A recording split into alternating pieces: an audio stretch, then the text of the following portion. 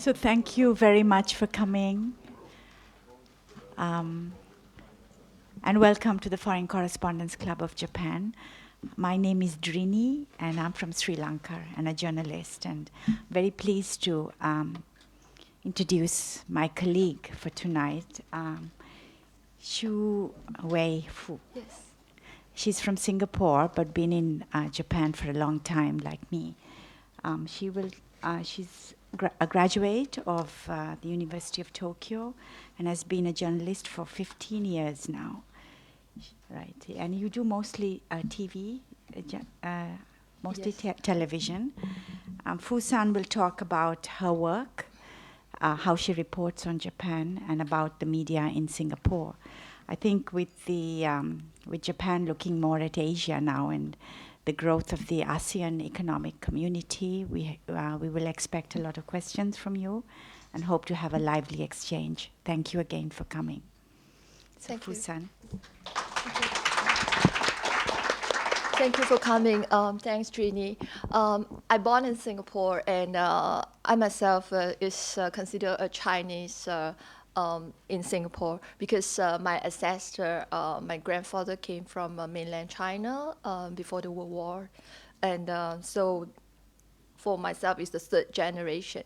Yes, as Ginny said, I was here quite long ago because I was actually a foreign student since 1983. After my pre-U in Singapore, I intend to have my media study, but by that time in Singapore we didn't have the media course in the university. So I have to go overseas to study. And most of my relatives, they are in the US and Europe. And for me, I said myself, because I intend to be in the TV station and also working in the media line. So I prefer to choose a place like in Asia. So that's the time, that's my first time thinking of whether I should give up my study in Europe and US and choose Asia. But finally, I choose Asia because I came to know Japan from my father's friend who was actually graduated here in the 1970s. And he told me that you should go to Japan to take a look because Japan is very different from Singapore and other Asia countries. You should be there. So especially since you are studying the media. So and he told me that it's Japan is a very free speech country compared to other Asian countries. So I chose Japan. But in my insight, because I know nothing about Japan by that time, not even a Japanese word beside hi and iye. And but I used to watch Japanese drama, which is quite popular in the 1980s. It's casted by Yamaguchi Momoe. And that was because by that time, many of the Asian countries like Taiwan and Hong Kong, yes, I got a lot of relatives in Hong Kong and Taiwan. And they all influenced a lot by Japan because of the dramas. Nowadays, you can see the Japanese government is trying to push the cool Japan, but in 1980s, there is a natural kind of cool Japan because a lot of Japanese companies were in Singapore, started their business in Southeast Asia, of course in Taiwan and Hong Kong. So a lot of we also try to get in some of the dramas from Japanese TV. So at my time, I actually got I understand Japanese from Yamaguchi Momoe's dramas, and I liked her very much. And I told my relatives I want to go to Japan and I want to see a new Japan instead of World War II Japan that my grandmothers and grandfathers knew. So yes, my parents agree about that, but of course my granny, who was actually from the mainland China, she really against my decision. But of course, I believe that Japan is very different from the time in her time. So I want to look Japan using my eyes. I mean, to look at how it changed. Okay, so I came to Japan to finish my undergraduate, and I'm studied the broadcasting, and after that, I actually went back to Singapore 2 years to work with the Singapore Broadcasting Corporation, which by that time was owned by the government. And I still remember because I by that time, it's very busy for me, and I know that in Asia there is a big change, and because Japan a little bit slowed down in the economy, and I know that by that time I need to know more about the politics of Japan. So I intend to further up my study. So I came back to Japan again in 1990s, 92, and I get into the Tokyo University to study, further up my study. And after that, I still joined back to the media, but that time it's quite difficult for me to link up with my own country media. I actually joined some of the film industry here, like I went to Gakken, I worked with Gakken, and also I worked with TBS for in my 1990s. And after that, in 2000, I become back to Singapore media industry and work as a correspondent. Of course, I myself is I brought up in my generation. There is because I'm more keen in writing in Chinese, so I joined the Chinese TV station as well as the Chinese newspapers. But the company I'm working is Singapore Press Holdings. Maybe some of them know about it quite well because Singapore Press Holdings is the only newspapers company in Singapore. We in Singapore, it's a multi-religion country and languages. We have 4 kinds of languages. We have English, Chinese, Malay, and of course Tamil. Yeah, you can call Singapore immigrant countries because all our ancestors came from different places, except the Malays that is originally from Malaysia, which Singapore is separated from Malaysia since 1965. So for the media, we also have 4 languages, and the common language we are using is English. Of course, during my childhood time, we study English in the school, but in the neighborhoods, we used to speak many kind of languages. I have friends, Malays, friends, Tamil, Indian friends, and also some of, in China, because there are different kind of dialects, like Hokkiens, Teochews, and of course the Hong Kong, they used to speak Cantonese. I actually quite feel myself good working as a journalist.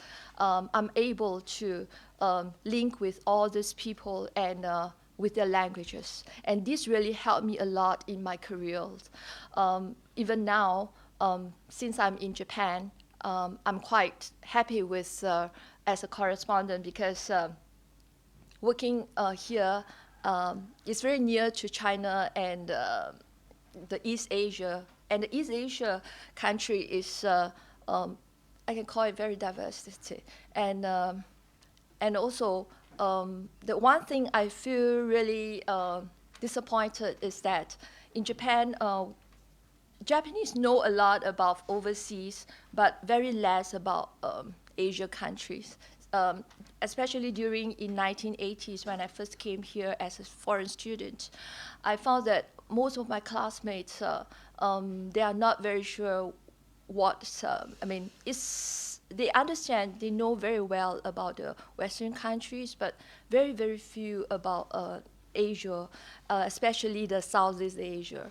So, of course, Singapore is quite a famous country because of the economics, but like places like Vietnam or Myanmar or Cambodia, a lot of Japanese classmates didn't know about that.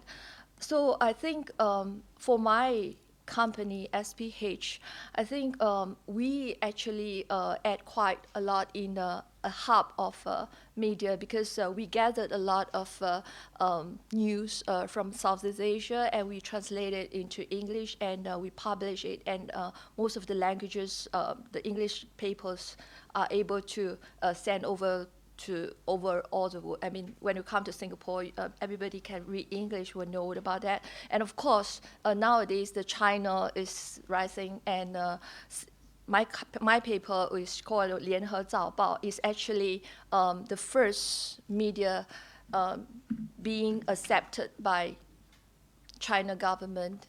I mean, the net. In the internet side. So in that case, we can also gather some of the kind of news that we put up on the internet to show the Chinese.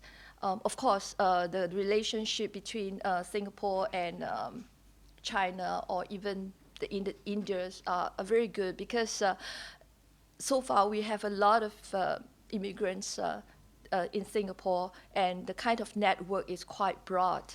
So as a Singapore media, I can find that we are quite diversity in a sense. So all the publishers in SPH are really, it's multi-languages. We, for example, we have magazines that we show in English, but we at the same time we also publish in the same magazine with Chinese. So this is the things that Singapore feel proud of it, and they try to get it in multi-language.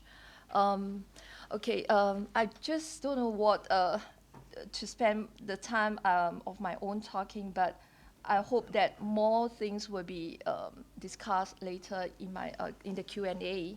Is that time okay? Yes. In Japan, I think the most impressed me the time is the earthquake. Of course, I have been reported to earthquake during the time in 1995. I was also in this Kobe to saw the things. But the most impressed me is just the 311 things that just recently in 2011.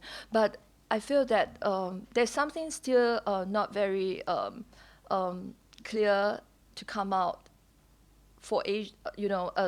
People still find it a lot of doubts. But I think that Japan tried to recover it in a sense that the nuclear things, of course, there are still people consider not so sure about it. But so far, Singapore we don't have nuclear yet, and we are also concerned about these things. And of course, the Southeast Asia some of the countries in Southeast Asia are trying to get also the nuclear to pick up the nuclear things. And I think the Japan, how they clear the 311 is very important for us to learn. And of course, the things I actually report in my papers, mostly the politics and economics. Of course, since 2000 until now, there are a lot of changes too. And I myself feel that there must be a change in Japan in order to pick up their economies as well as their relationship in Asia. What really disappointed me is that Japan still not very good relationship with China and Korea. This is what Singapore and others Southeast Asia's country concern, because in Asia, I know that especially a place like Singapore, we like the Asia to be peace, so that we can keep on grow the economic growth. But so far there are some issues that East Asia how they can solve it out. Of course, we also believe that nowadays won't happen. The things will not happen like the World War time, the Second World War time. That people may just fight like this, but we got a lot of conversations, the pipes here to clear up these things, and of course, I myself also quite interested with the Japanese culture, because a lot of things as a Chinese, that my ancestor came from China and my mom was born in Taiwan. We know that we have a very deep influence from Japan and to Japan, and many things in the culture. When I go to some of the countryside, I found that some of the food there actually very similar to what my grandfather was eating, like natto. We have it in my grandfather used to eat the same things, and the culture. Many of the cultures are very similar, so it's good for me to link up my story using my understanding of my ancestor and my understanding of Japan. And of course, as Asians, I think it's lucky for me that I chose Japan as my further study place, and also the place that to doing my reporting, because I think it's because Japan got a lot of information. Those some things are not so good, that are negatives, but it really tells me some things that how Asia should be in the future. Because for the past half decade, we seldom have the time or to think about Asia, and I mean the Asia people to think about Asia by themselves. Of course, I think Japan play a very important role from now onwards, and I hope that most of the Japanese people will understand that Asia should be peace, in a sense that to get to know more about Asian people, because for the last half decade they ignore this. So it's actually a lot of misunderstandings between Asians and Asians. So I mean Asians and Japan. So we need to clear up these things by our own hands, and have a kind of value to show the visions in our future. Yes, of course, I also, maybe a lot of people criticize about globalizations, but as a Singaporean, I still believe that the globalizations, there must be a lot of meanings on it. That's how you look at it, because we cannot just survive in our own country. We have to put our view more further. And of course, it's the future of our next generation. It's very important that how we can solve up the things now. So I think I'm lucky to be in Japan now, and I'm look forward to something that is 10 years or 20 years, not only Olympic itself, but things after Tokyo Olympics. And of course, I'm interested in robots, because in Singapore, we also facing the same problem that the population is getting. Aging. Yes, the aging. So we need to know more about that and see how Japan want to solve these things. And yes, I even read a story saying that, I think it's somebody in the American to say that maybe Japan should act like a big Singapore. Okay.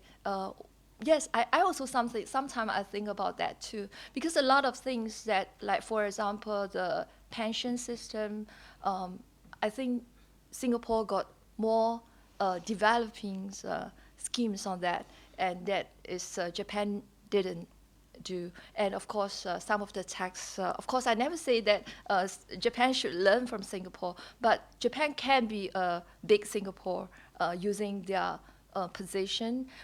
And the only thing is that they have to have a good relationship with China.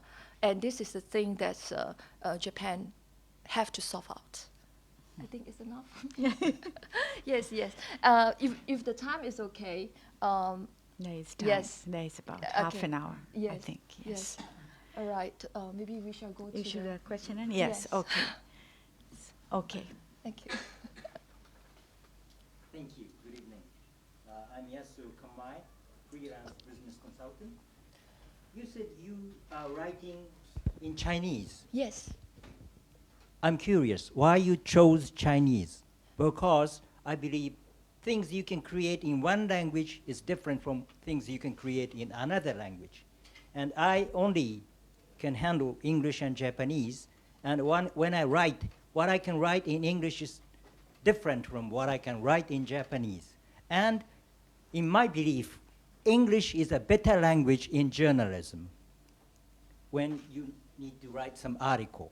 That's my understanding. And why did you choose Chinese? You believe Chinese is better language than English in journalism? Okay. This is because of my own background. In Singapore, during during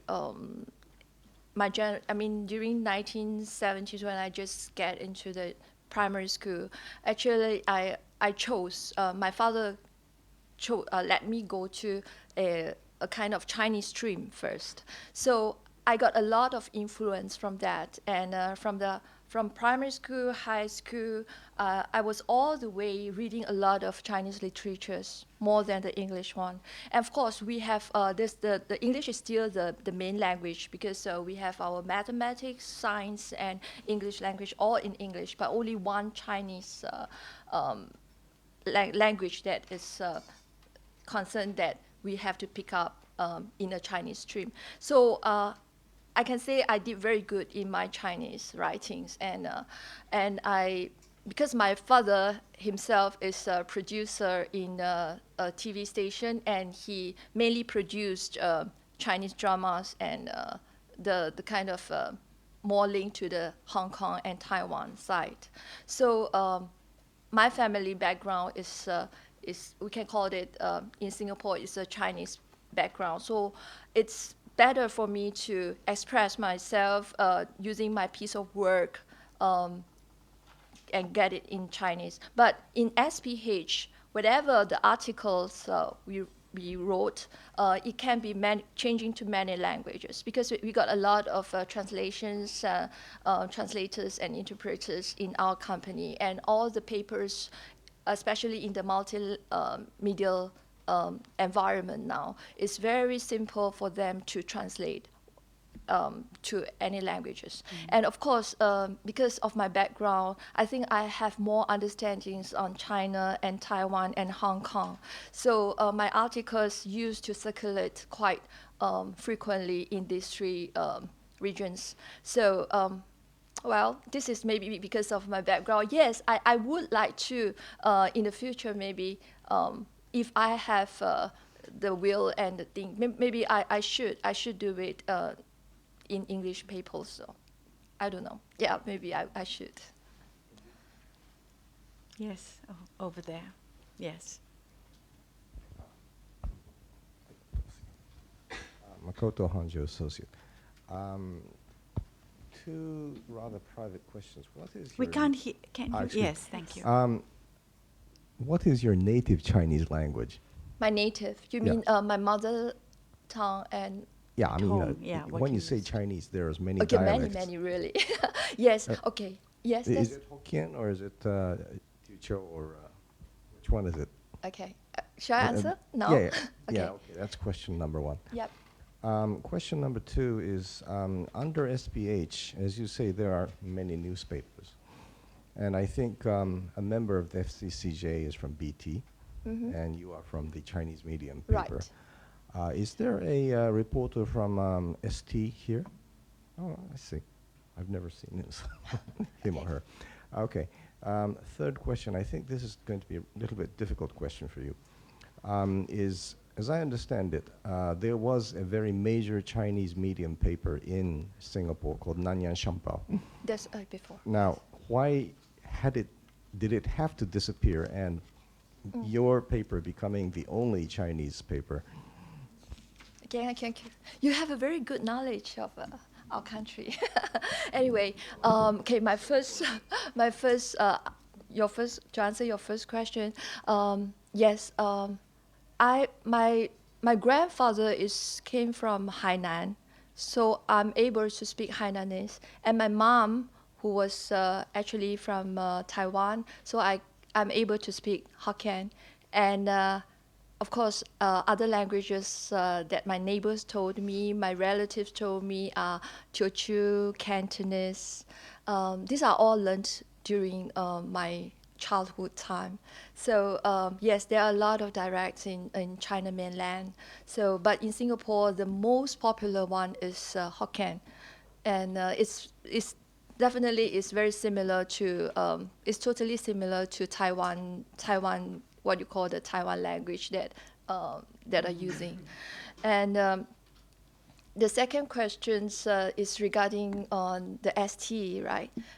Yes, we have our member here, BT, the Anthony, and me, the Lianhe Zaobao. And of course, we actually, there was a correspondent, Quan Wing King, was working with ST correspondent, but he seldom showed himself here, and he actually retired just last year, and we are looking up for another new one, but it's difficult to continue with a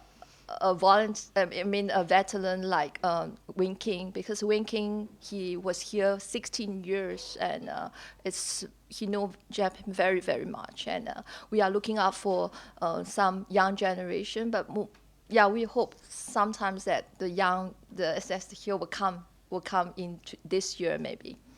And the third question is regarding Nanyang Shampao. Yes, my paper is actually combined from Nanyang Shampao and Xinzhou Ribao.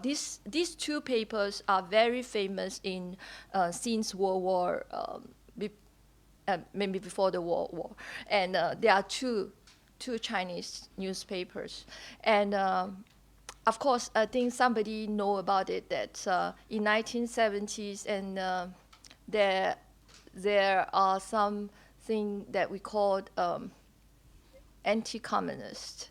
And by that time, because Chinese newspapers used to have such kind of actions, that maybe our government cared about it, and of course, this is one of the reasons. And the other reason is that Singapore is a very small country, and the kind of commercial revenue is limited, and we need to combine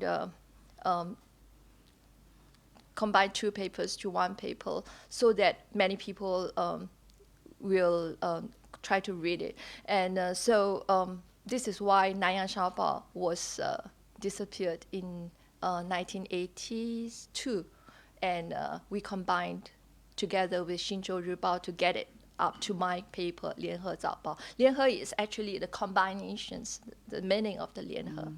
Yes.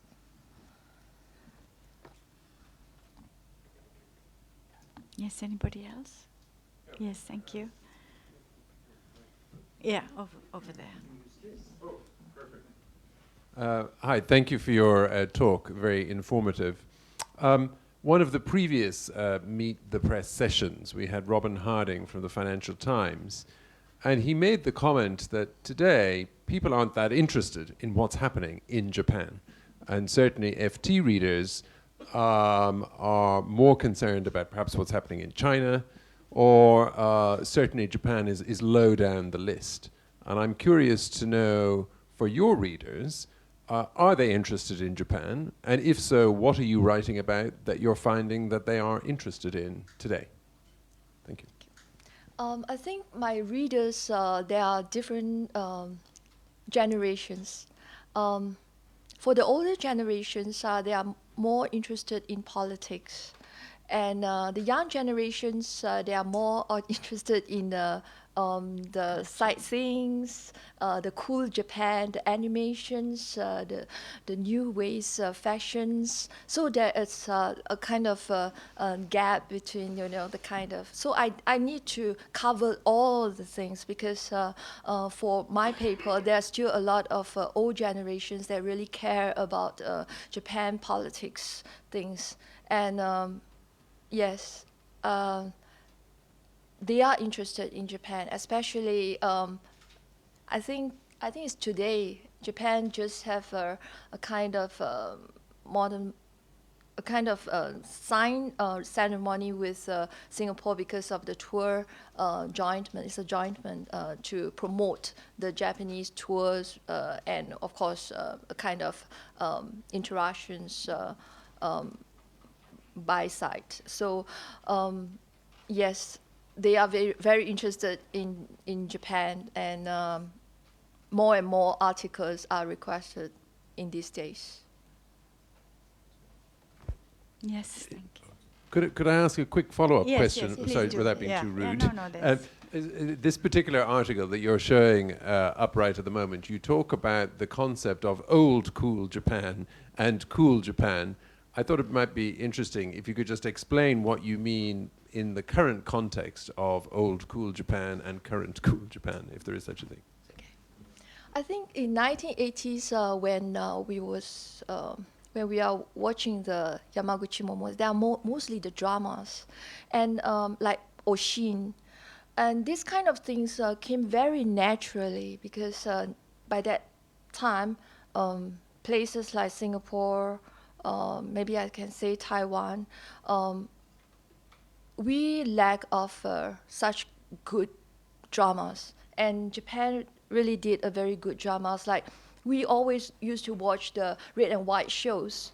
We are eager to watch it because they are very well doing compared to other Asia countries.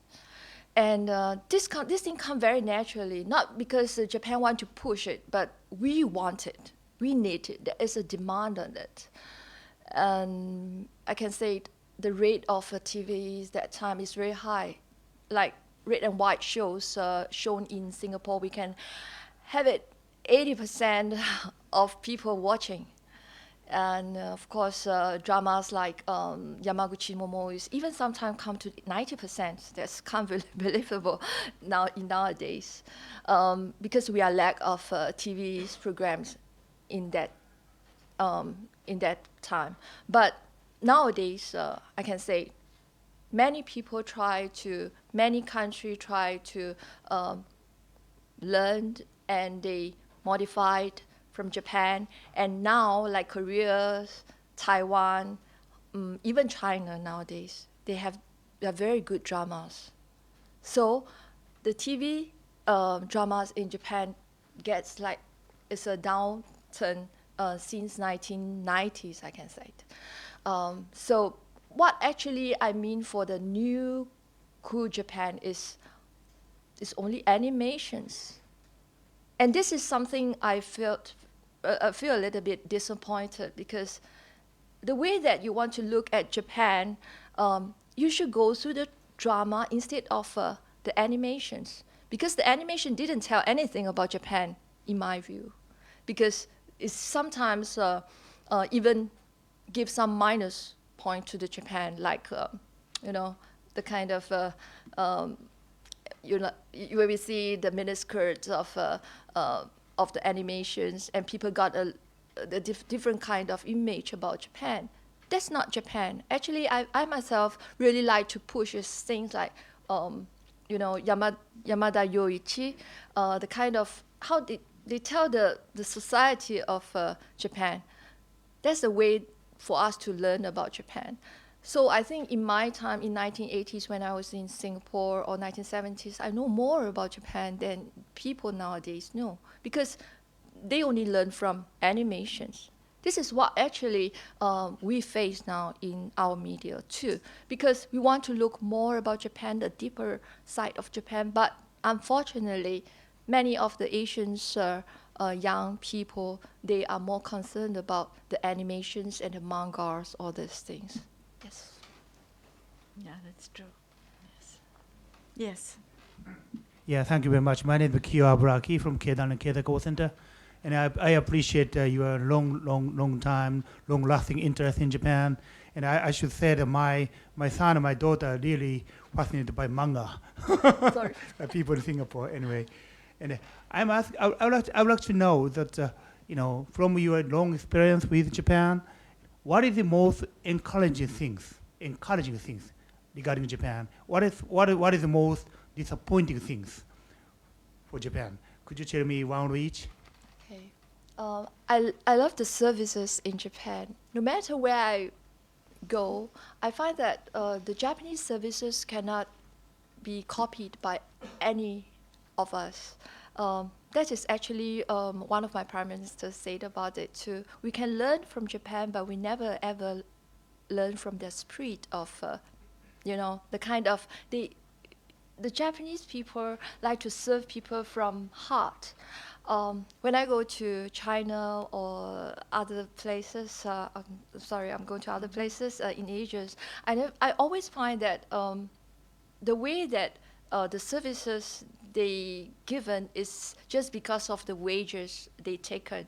But in Japan, most of the time that the Japanese sales girl or people, they look at a very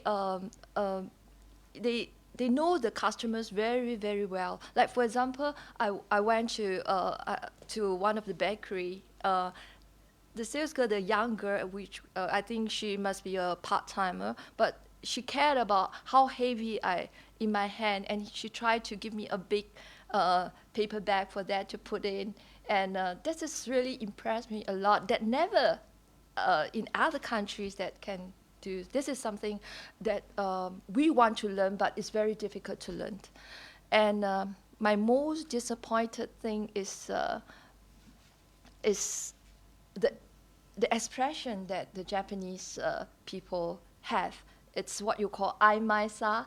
That means whether it's positive or negative, they never tell you. That means no yes or no. It's always yeah in the between. So it's also very difficult for our media to people to grab the kind of feelings the Japanese have.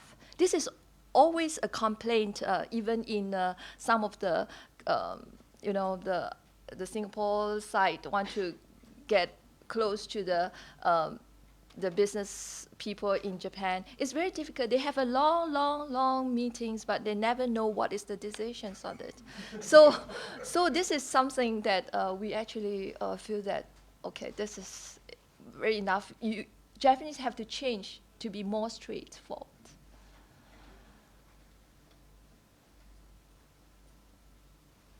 Anybody else? Just wondering. Oh yes, Gebhard, yes. You mentioned that, shall we say, Japan, sorry, Gebhard future.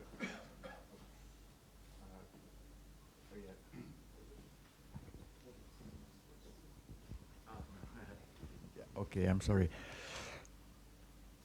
Gebhard Hilscher, an old time. I've been here in Japan since, in the press club since 1969, very long time. But shall we say the difficulties with China have been going on in one way or another all the time. One important aspect is always the territorial trouble, or how to deal with the past in history books, school books, etc.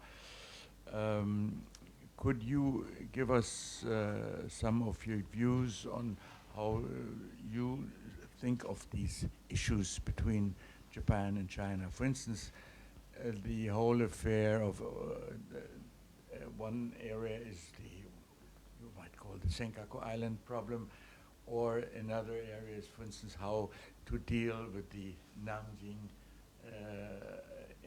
incident, they call it, which was of course much more than an incident. It was a very big event, and how they deal with it.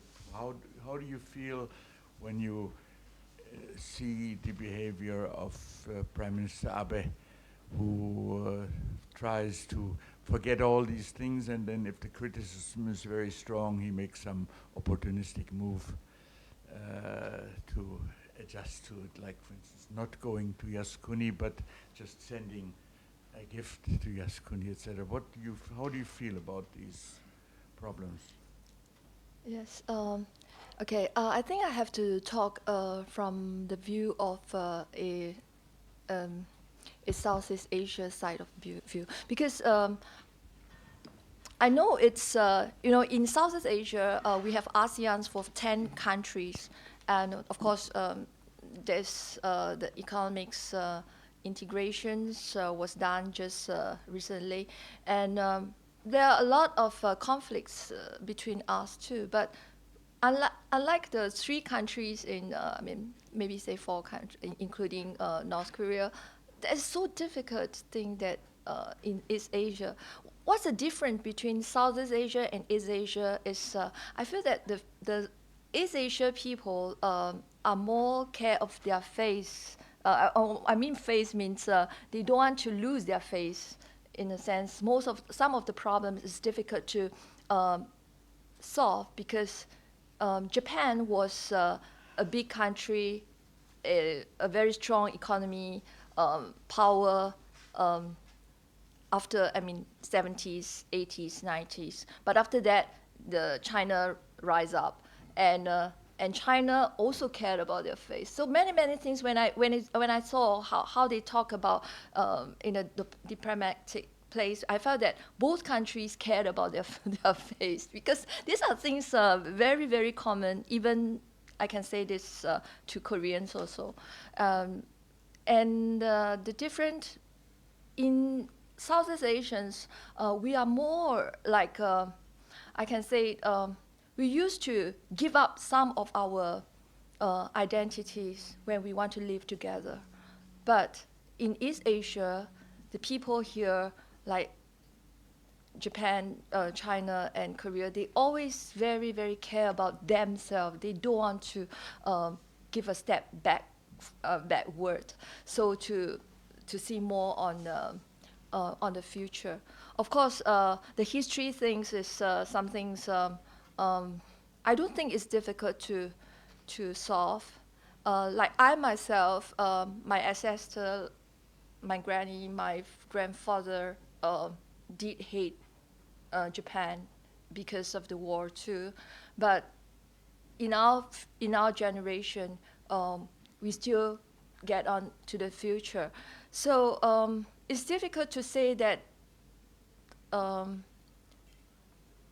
these things have to be talked, but we also must be able to look forward to something that is can be cooperate. Of course, this is very this is whatever people can think about it. But still, I find myself quite difficult sometimes when we talk about history. Many of the people in Japan never know about it, and when we talk more about it, it seems like to hurt the other side. So we don't want to keep it silent, but we want to make it more positive way of doing these things. Of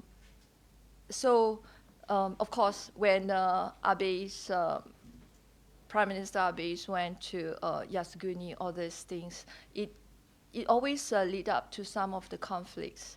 But I believe that China got their way of doing things too, because they are difficult.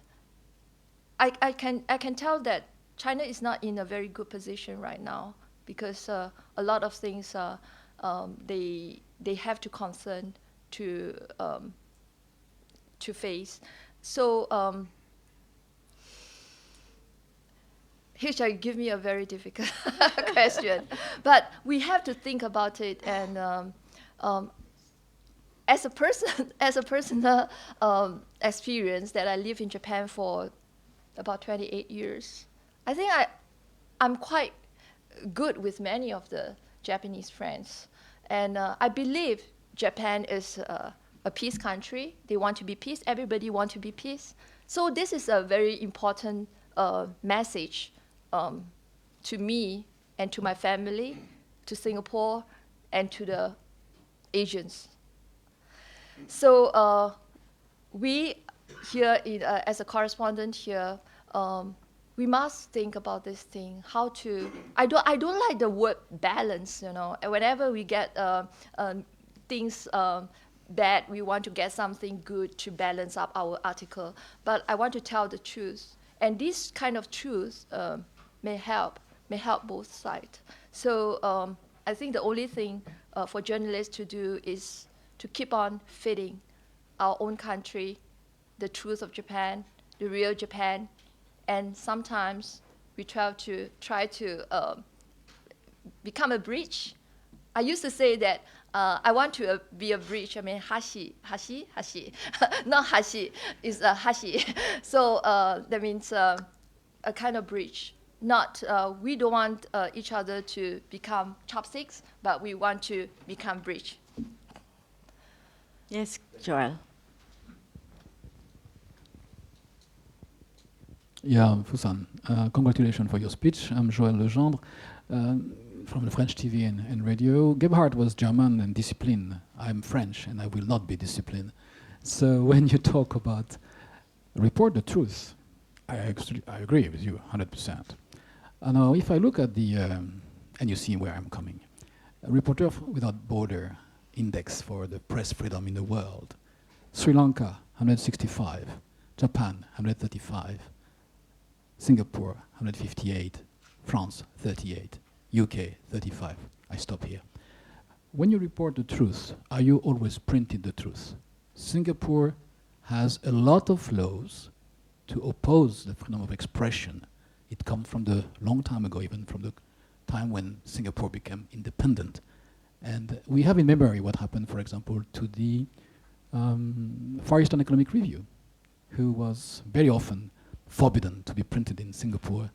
So can you print the truth in your press in Singapore? Or are you obliged to be careful? In other words, are you obliged again to practice the self-censorship bad habit? Thank you. This is the most... Okay, anyway, I will answer. As a journalist, I think I'm lucky that I'm in Japan and I'm reporting Japan. Yes, we try. In Singapore, actually, most of the journalists are looking forward to work in a sense that we try to give everything we know is a truth. You know, reporting is things that is, there is a few kinds of, we have to think how our reporting materials will influence the people. So, and we have to be responsibility. I mean, the truth is, you believe, okay, I want to start it here. When I go to interview some people, I will keep myself like a white paper. I don't want my own thinking to go in first. I will write down everything, whatever the people want to cite first. And then I would face my story in a sense that my reader will understand that what I want to tell. This is, you know, it's different. I think the paper media and the TV media is very different. But for TV media, we just give everything to the people that want to say. We give the mic to them. We give the visual to them. We can show everything. But for paper, I think more on the journalist side. And yes, I believe that all I told so far for Japan is truth. But I cannot say that everything in my countries, the journalists in my countries can get, like me, so lucky to put everything out. So they still have to concern about how it influences the country's stance. Because in Singapore, I also agree that Singapore is a very small country. We need to be very careful in our speech of freedom. So it have to be responsibility. I work with Singapore media, I mean TV station there to report Singapore in 1990s.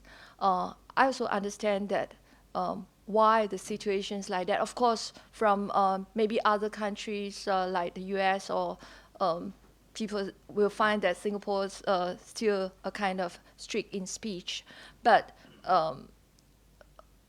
still, I believe that we don't want our country to be messed up. So we have to be very careful on what we are reporting about our country. Yes, Aska. Fusan, when I was here and from time to time, 15 years ago, 10 years ago, and we went to cover elections or some other things from happened here in Japan, you always had a little video camera. Oh. You had the camera, and you were for your company the one that was doing the TV report and the article. You were doing, as a correspondent, you were working with both platforms, and I was looking at that, and we didn't have that in Denmark yet. Coming back, and later on, also because of the economy of the media, more and more media started asking people to work like that. It was very new, but you stopped. You stopped doing that. Didn't it work? Why don't you work with television as well as the newspaper, or even today? I was originally from the TV station, and I'm glad that we have a very convenient tool nowadays that the camera is getting smaller, but the quality is very good. I actually, in Singapore SPH, we also have our own TV station, and I was with U Channel as was belonged to SPH before, but nowadays we combined it to another, we are the stakeholders of it. From 2000 to 2006, I used to work both. It's really fun. That time I'm still very strong in everything, so I can hold a camera, I can report, I do everything in a whole day to make up, to speak. I mean to edit a news story, then to talking to the radio, and then finally to compile it in my paper. I think it's fun, but I also feel quite guilty on that because actually it's not very professional, because we always need a cameraman to go on with it, and we actually took off their jobs.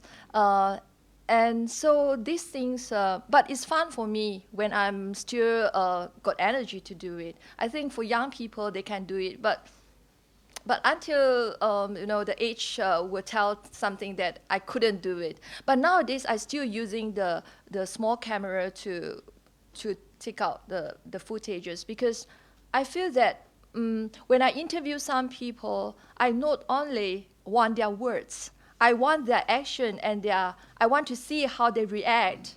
I don't know, people, journalists here may know about it. When you go to the editing room, when you're seeing somebody speaking in the visuals, you may find that whether it's truth or not, you can find it from the eyes, from the face, from their reactions. So this is how we judge the words from the people we see. So I think the camera is still a very good, the video camera is still a very good tool for a journalist. Whether you are a pen writer, or when you use it, you can revise it again and again, and it's different like just listen to the words. So I'm quite angry with people nowadays that they just pick up something in the internet and just copy it, and because words never tell anything. You must, as a pen journalist, you have to describe how the reactions, how's the situations. It's not just the words. Okay, Prime Minister Abe can speak same things every day, but every day the reactions may be different. Go ahead and look at it. So this is, the journalists, I enjoy doing these jobs because I read people. I think we can take one more question. Ganesan until 8 o'clock? Yeah, okay. All right. Yes. Thank you very much. I'm Ted Kano from Wacom, the company affiliate here. I find your interpretation that Eastern Asia country respects saving faces of people, and South Asian country is more like trying to give and take approach to achieve objective. I think that's interesting, and I kind of agree that that is a sort of general interpretation of two blocks of the Asian nations. But despite that, I think there are many Chinese people living in Southeast Asian countries. So I'm wondering whether the difference comes from nationalities or racial issues or climate or some geological reasons. What is your interpretation about the kind of differences? Is your question? What is your what do you think that the difference comes from? You mean the Eastern Asia and Southeast Asia. When we say I think Southeast Asia, you mentioned that Southeast Asia a lot of Chinese, Right. but the Chinese in Southeast Asia very different from the mainland China or different from Taiwan and Hong Kong, because we are all brought up in a very different kind of environment. Like what I said in the very beginning, we have Malays and Indians. We have to respect their religions from very beginning. I think it's people that in Malaysia, that you've been to Malaysia or in Singapore. Of course, Singapore tried to restrict some of the religions, but in Indonesia and Malaysia, in the very morning, you have to listen to the Muslim have their Quran, all this, and very early in the morning, and we have to endure that. And I have my colleagues working together with me. So this kind of thing is we make it very different from the mainland China, and because Chinese there, except Singapore, many of the Chinese are considered a minority. Like for example, Malaysia and Indonesia. So we learn to be a kind of that word of them, to understand them. And the motive we want to do it is because we don't want any conflicts between us. So in Singapore, we did a lot of a kind of rules or strategy to help this happen, because like for example, we don't have, when we have hawker center, people that eat, the Muslim cannot eat porks, all this. We will try to, we know about it, and we keep our dishes very different, kind of to divide it, all these kind of things. And yes, there are many rules in our country that already inside ourselves. So this is things that I think East Asia got to change. But how to change is very difficult, because you need more people from outside, and you learn from them. I feel that Japan is still quite close. I mean, like for example, the immigrations laws or this kind of thing, they never want the immigrations to come in, immigrants to come in. So unlike Singapore, we accept everything, and we know what is the objective that we want. Okay, thank you. Thank you very much. Okay. Yeah, it's just 8 o'clock. So unless somebody has a really burning question, you can also talk to Foo-san over dinner. Please feel free to come. Thank you very much for coming.